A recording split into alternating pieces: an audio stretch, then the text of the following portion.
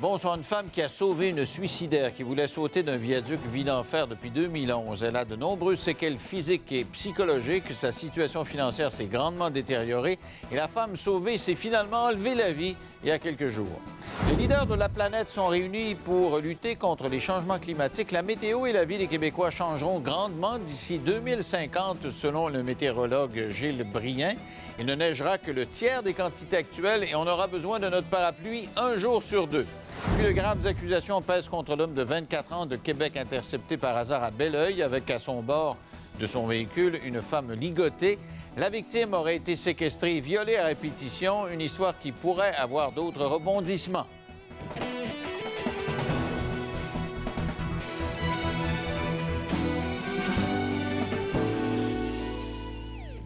Une histoire que j'ai entendue ce matin à Paul Arcan au 98.5 qui vraiment interpelle. C'est une femme qui a sauvé la vie d'une jeune fille qui essayait de se suicider.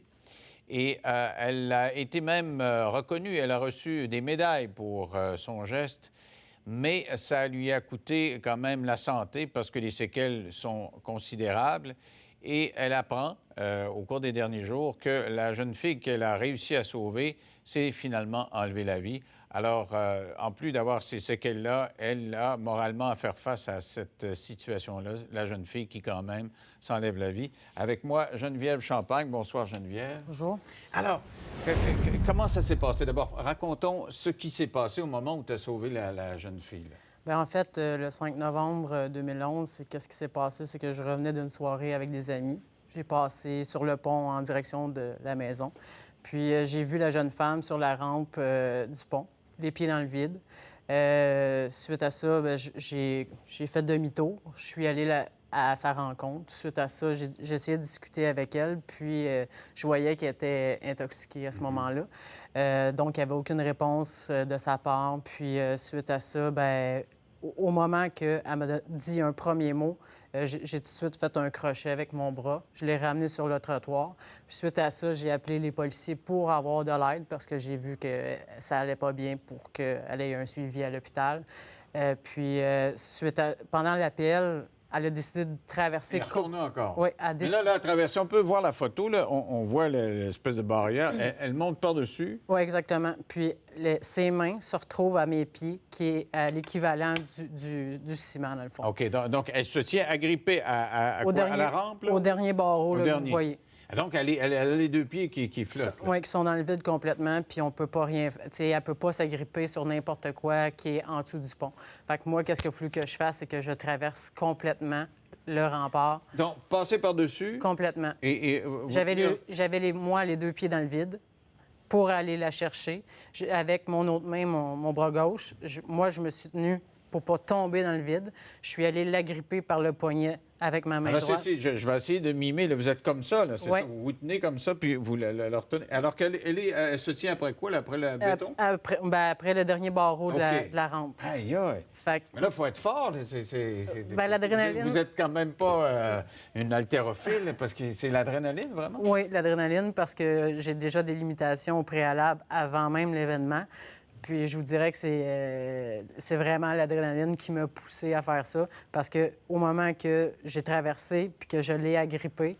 Ce que j'ai compris, c'est qu'elle gigotait. Elle était encore comme en crise. Vous disiez qu'elle était intoxiquée, puis elle gigotait. Donc, vous retenez, vous la prenez par un bras, c'est ça? Exactement. Puis elle gigote. Elle a commencé à essayer comme de nager dans le vide, finalement.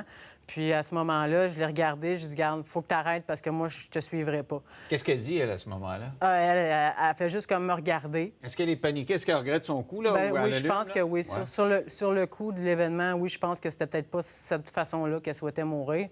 Puis à ce moment-là, elle a comme vraiment figé. Puis c'est à ce moment-là que je l'ai extirpée juste d'un coup, puis je l'ai ramenée sur la rampe. Puis à ce moment-là, les policiers, les ambulanciers arrivaient sur les lieux pour...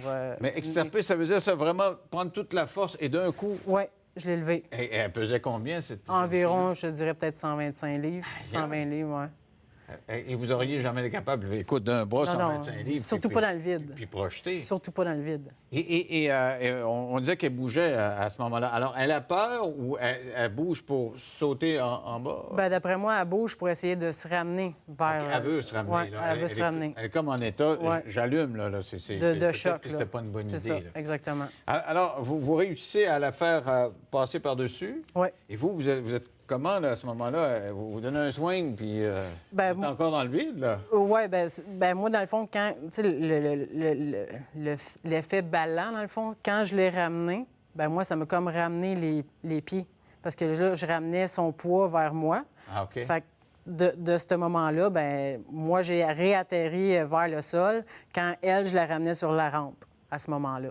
Aïe, aïe. Fait que au moment qu'elle était sur la rampe, je l'ai pris, je l'ai ramené sur le trottoir. Puis à ce moment-là, il y a 2 autos de police qui sont arrivés sur les lieux avec une ambulance. Oui, parce que vous aviez eu le temps d'appeler. Oui, mais j'ai lâché le téléphone tout de suite quand j'ai vu qu'elle avait passé. Qu'est-ce qu'ils ont fait, les policiers, en arrivant? Ah, les policiers, ils l'ont tout de suite pris en charge. Elle était quand même assez agressive. Ah, ouais? Elle était agressive? Oui, parce qu'elle souhaitait pas se faire sauver.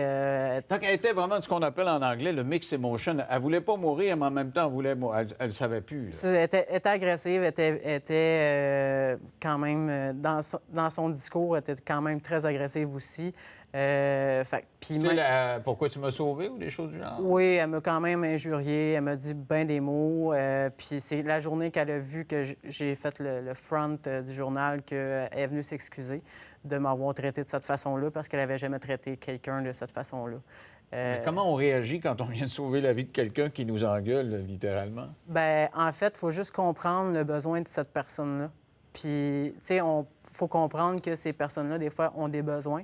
N'importe qui dans la vie peut avoir un jour, tu sais, une bulle qui fait comme non, ça va vraiment plus bien, puis là, c'est là que ça se passe, puis que demain, peut-être que ça va aller mieux, tu sais. Fait que, puis là, ça a été la bulle que ça allait vraiment pas bien, puis je pense que j'ai juste été là au bon moment, puis je pense que d'avoir fait le bon geste. C'est juste qu'aujourd'hui, je paye pour les conséquences de tout ça, là. On va en parler tantôt. Donc, il l'amène ailleurs. Vous, quelle sorte de journée vous faites après ça? Quelle sorte de nuit? Vous devez être l'adrénaline dans le plan, dans le fond, comme ça. Je vous dirais que j'ai été couché sur une civière avec un carcan le restant de la nuit. Ah oui? Oui, parce que... Parce que vous avez senti de la douleur tout de suite? Tout de suite. Il y a quelque chose de déboîté, là. Oui, bien, c'était pas déboîté, là, mais c'était douloureux. Puis quand on est sur l'adrénaline, on s'entend que l'adrénaline cache beaucoup de douleur, tu sais, comme quand on peut vivre un accident automobile. Fait que donc, moi, je me suis dit, regarde, j'ai un peu de douleur, je ressens de quoi au niveau de mon cou, au niveau de l'épaule.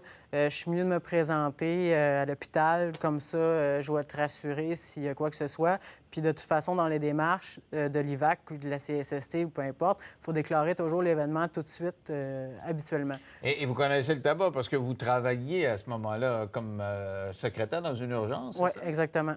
Puis justement, je faisais ce travail-là parce que j'avais déjà eu auparavant un accident de travail. Puis j'ai des antécédents médicaux que déjà j'avais des problèmes de santé. Fait que c'est pour ça qu'on m'a orienté comme secrétaire à l'hôpital. Fait que c'est pour ça que je connaissais un peu le déroulement de qu'est-ce qui allait se passer. Mais tu sais, je peux pas rien contrôler, là. Alors, vous vous retrouvez à l'hôpital, elle aussi, je présume, sous observation. Et est-ce qu'il y a un contact avec elle à un moment donné? Bien, elle était tellement intoxiquée qu'elle pensait que c'était un homme qui l'avait sauvée. Parce qu'on s'entend que, comme vous l'avez dit... Oui, ça prend quelqu'un de fort. C'est ça, exactement. Il faut avoir une force un peu surhumaine pour le faire. Mais c'est ça, c'est le seul contact réellement que j'ai eu parce que moi, j'étais en corridor, puis elle est rentrée en réanimation parce qu'elle était intoxiquée, puis il fallait qu'elle contentionne tout ça. Fait que c'était pas évident comme patiente ce soir-là, je vous dirais. Et vous êtes-vous informé après, là, en sortant de l'hôpital, qui c'était cette jeune fille-là? C'était quoi sa réalité à elle? Bien, en fait, au niveau professionnel, je n'ai pas le droit de le faire. J'aurais pu me faire poursuivre de le faire, donc je ne l'ai pas fait. J'ai juste... La seule chose que j'ai pu savoir, pas nécessairement son nom ou quoi que ce soit, mais je savais qu'elle avait à peu près quel âge, puisque j'ai quand même constaté, mais je savais juste que cette personne-là avait déjà eu des antécédents au niveau psychiatrique. Ça, c'est tout ce que je savais. Je ne tenais pas à savoir plus parce que vu que j'étais dans le domaine, je voulais pas avoir des problèmes au niveau de poursuite ou quoi que ce soit. Aviez-vous une idée de son âge? C'était jeune fille? Oui, elle avait 20 ans. 20 ans. Ouais. Oh, 20 ans, c'est quand même très jeune. Ouais. Là. Et, mais vous avez eu un contact avec elle quand même. Si c'est pas physique, là, c'est épistolaire, si on veut. Là. Oui, mais c'est ça, comme je vous dis, ben moi, j'ai su qui elle était parce que quand j'ai fait le couvert du journal, elle est venue me contacter sur Facebook pour me parler, pour me faire des excuses. Pas nécessairement me remercier pour le geste, mais s'excuser pour la façon qu'elle m'avait traité. Vous avez trouvé ça curieux qu'elle ne vous remercie pas quand même, parce que c'est quelque chose d'assez exceptionnel. Oui, je sais. Mais ça, faut pas que j'aie d'attente par rapport à... Il ne faut pas avoir d'attente à ce que les autres peuvent penser parce que des fois, ça peut être difficile pour nous. Vous ne l'avez pas fait pour ça, vous ne l'avez pas fait pour la reconnaissance. Non, du tout. Parce que finalement, on n'y pense pas quand ça arrive. Non, là. non. Un réflexe, c'est que c'est... Bien, tu sais, moi, s'il y a quelqu'un qui est arrêté sur le bord de la route, souvent, tu sais, on peut se faire prendre, tu sais, mais je suis tout le temps la personne qui va aller aider. Tu sais, si mes parents sont malades, je vais toujours les accompagner. Tu sais, mon père a déjà été très malade. Je voyageais à Joliette-Montréal tous les jours pour que ma mère puisse aller le voir parce qu'elle ne conduisait pas à Montréal. Donc, tu sais, c'est le genre de choses qui sont dans ma nature d'aider les gens. Puis je pouvais pas passer à côté parce que, tu sais, dans un passé, j'ai déjà aussi fait le geste qu'elle a pu elle-même. Ah oui? Oui. Vous aviez tenté de vous suicider? Oui, oui, exactement, mais j'avais à peu près son âge, justement. En plus? Oui. Puis c'est quelque chose qui m'a vraiment touchée. Puis, tu sais, en même temps, je me suis dit... parce que pourquoi qu'on a mis quelqu'un qui voulait intenter sa vie sur ma route? Je sais pas si c'était une façon de m'éclaircir. Mais je vous dirais, tu sais, j'avais à peu près son âge dans la vingtaine, puis aujourd'hui, j'en ai 36, tu sais, puis j'ai jamais retenté quoi que ce soit.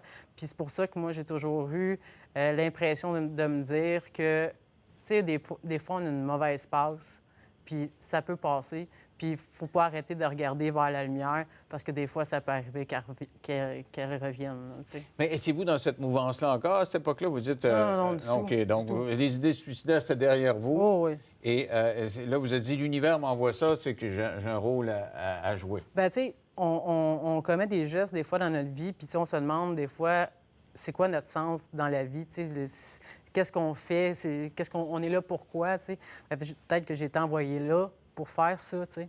C'est peut-être ça que je me suis dit, c'est ça que je me suis dit après. Là. Ma vie, peut-être pour ça que je suis pas passée ailleurs, parce que peut-être que j'avais à faire ça cette journée-là. T'sais. OK, mais vous aviez vraiment fait une tentative, donc vous aviez fait... C'est délicat d'aller dans le détail, Oh mais non, est-ce que c'était sauté aussi? Non, comme non, ça, non. Moi, j'ai fait par pendaison, fait que... OK. Ouais. Et donc, ça vous interpellait, de toute façon, ça aurait interpellé n'importe qui, mais c'est vous, par rapport à vous, vous voyez une... vous interprétez ça a posteriori, si on veut. C'est comme un effet miroir, dans le fond, un peu. OK. Alors, donc, vous avez reçu des médailles pour ça. Vous avez été honoré par la Sûreté du Québec et après ça, par l'Assemblée nationale, en plus. Oui. Comment c'est aller à l'Assemblée nationale recevoir une médaille? Très stressant et très encadré et très... c'est politique. On s'entend on vous voit là, sur la photo, là, justement, avec d'autres personnes qui s'étaient illustrées. Alors, mais est-ce que ça fait chaud au cœur? Qu'est-ce que ça fait? Bien, c'est une belle décoration, c'est une belle reconnaissance, mais ça serait aussi le fun qu'il y ait la reconnaissance aussi au niveau du développement du dossier. C'est beau avoir une médaille, mais je me promène pas avec cet honneur-là. Vous n'avez pas la médaille dans le cou. Non, c'est ça. Alors, justement, au retour, on va parler des séquelles, parce que à partir du moment où vous êtes vraiment brisé et vous avez une douleur permanente depuis ce temps-là, vous avez une incapacité chronique. Et en principe, en vertu de notre loi qui prévoit la compensation des bons samaritains, en principe, on devrait vous aider parce que vous êtes blessé en aidant quelqu'un d'une façon irrémédiable. Puis ça ne marche pas aussi bien que ce qu'on pourrait le penser. On en parle dans 3 minutes après la pause.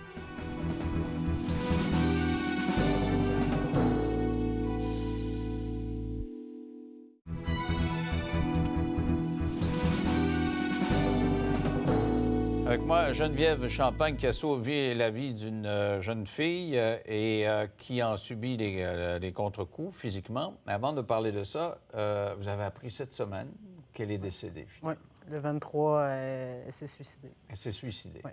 Comment vous avez pris ça? Pas très bien.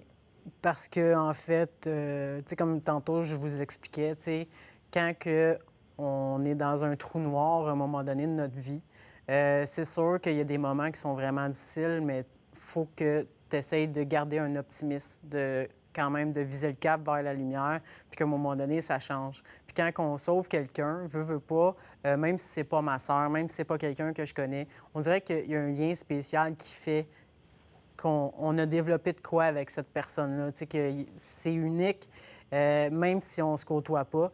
Puis le fait qu'elle s'est décédée, j'ai l'impression d'avoir toujours une main qui va toujours me porter sur l'épaule avec une douleur que je vais continuer à vivre le restant de mes jours, que finalement, au bout de ça, elle sera plus là, tu sais. Fait que ça, je trouve ça... Un sentiment d'échec? Ouais. Même si c'est pas du tout de votre faute, au contraire, c'est non, vous l'avez sauvé. Hein. oui, je comprends, mais c'est parce que moi, je vis un combat, puis j'avais une raison, on dirait, de me battre. T'sais, parce que, justement, cette petite fille-là, elle vivait. Puis, tu sais, même après le sauvetage, elle avait fait de l'aide humanitaire à Haïti. Fait que, tu sais, je me disais, tu sais, c'est bien, ça va aider des gens, puis tout ça, tu sais, elle a peut-être compris des choses. Puis, en tout cas, puis moi, je voyais ça d'un optimiste. Fait que, tu sais, de mon côté, tu sais, ça me donnait ça me grandait, tu sais, ça me donnait un peu de l'énergie, tu sais, de continuer de persévérer. Puis le 23, ben ça m'a... Comment je pourrais dire ça? Pas que ça m'a donné le goût d'arrêter de me battre, mais ça m'a montré que là, je suis toute seule à me battre. Contre le système là, qui Ouais. vous compense pas. Il n'y a plus rien. Il n'y a plus rien, plus là. Il n'y a plus... Fait que donc, je continue toute seule ma route. C'est drôle parce que vous aviez quand même pas de contact. Vous la suiviez à ce moment-là sur Facebook, c'est ça? Oui, des fois, je voyais, parce qu'elle avait un Facebook ouvert, OK. fait que je pouvais voir. Et c'est sur Facebook que vous avez pris son décès? Ou... Non, c'est parce qu'en fait, il y a des gens qui sont mes amis, que j'ai sur Facebook, qui travaillent avec les parents, qui sont même pas au courant que je l'ai sauvé d'ailleurs.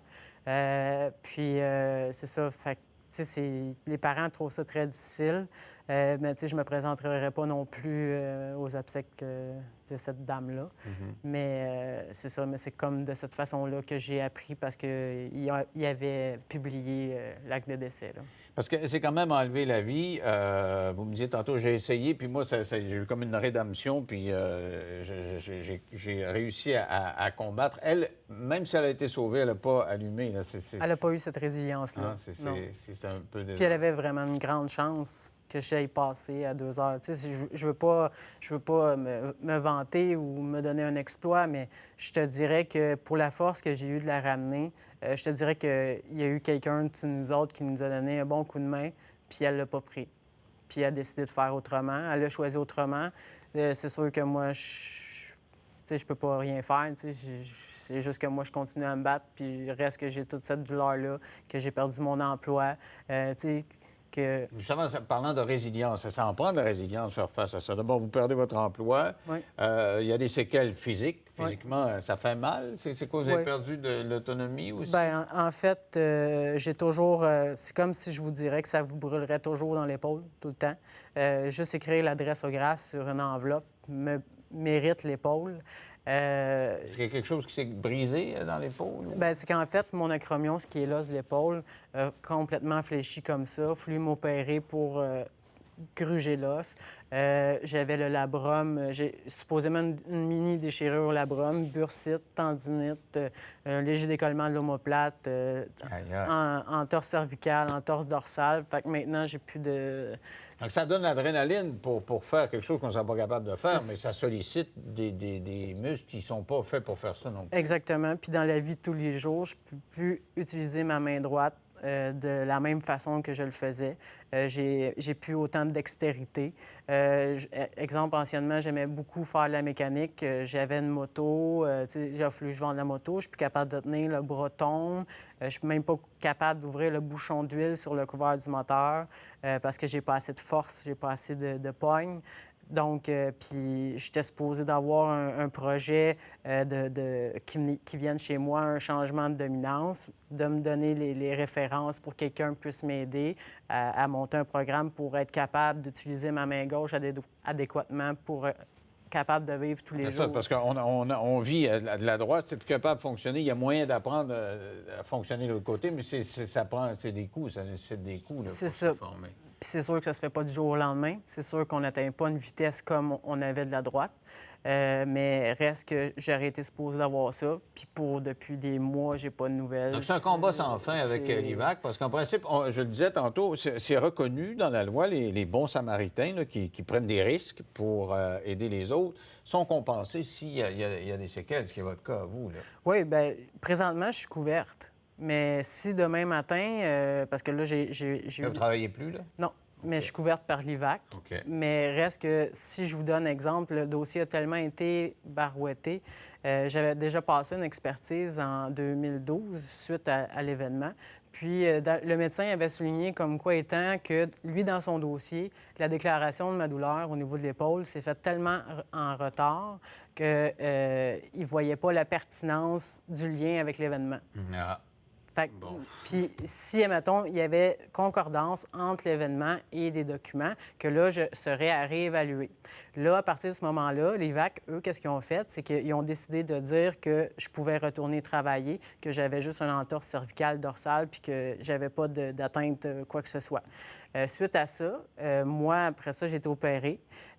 Puis aussi, entre-temps, j'avais fait une contre-expertise, j'ai contesté, révision administrative, là, il fallait aller au TAC et tout ça.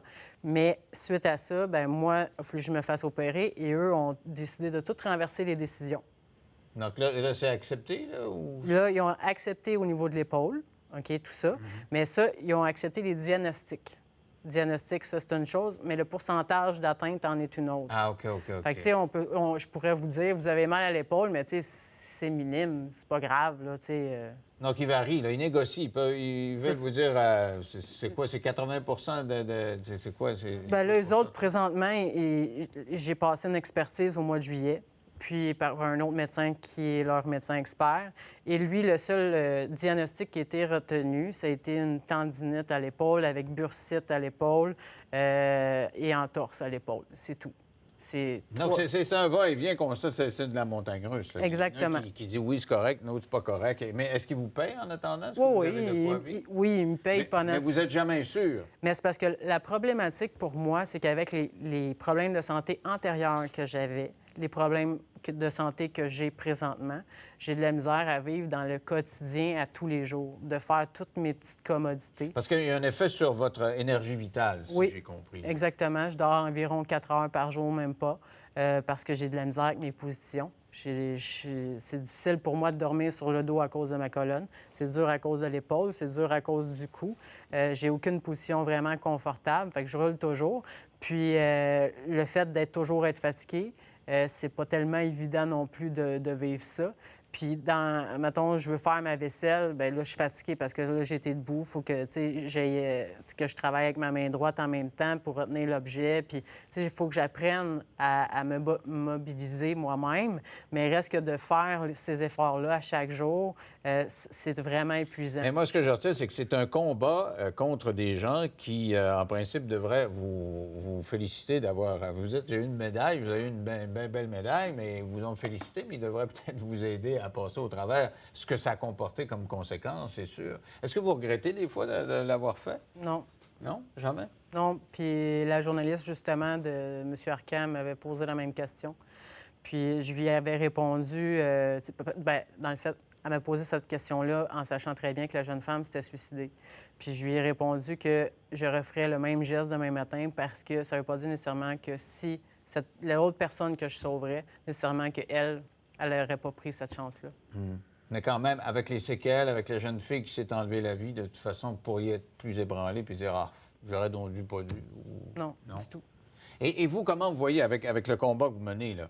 Allez, vous dites c'est l'univers qui m'a envoyé ça ou on ne sait pas trop qui m'a envoyé sur le chemin de cette jeune fille-là. Attendez-vous quelqu'un sur votre chemin pour vous aider? Bien, vous êtes là. Ah bon! Ah, c'est moi qui est votre ange, alors que vous avez été l'ange de cette jeune fille. Il y a peut-être des gens qui vont écouter. Il y a peut-être des gens qui, tu sais, il y a peut-être pas juste moi qui vis des combats, mais j'en suis consciente. Mais il y a peut-être quelqu'un qui va m'entendre. Il y a peut-être quelqu'un qui va écouter. Puis il y a peut-être quelqu'un qui va faire bouger les choses parce que j'en ai besoin. Puis ma santé mentale, je veux pas de vivre ça depuis 4 ans, tous les jours, la douleur, psychologiquement, d'avoir le combat, c'est pas toujours évident. Ah, je comprends. Parce que si demain matin, exemple, ils me disent, OK, tu es capable de te taper sur tel piton, OK, mais il faut que je me trouve, mettons, un emploi, là, OK, tu pèses sur tel piton, il faudrait que je fasse ça environ 3 jours, maximum, à demi-journée par semaine, de me trouver un employeur qui voudrait s'engager de cette façon-là.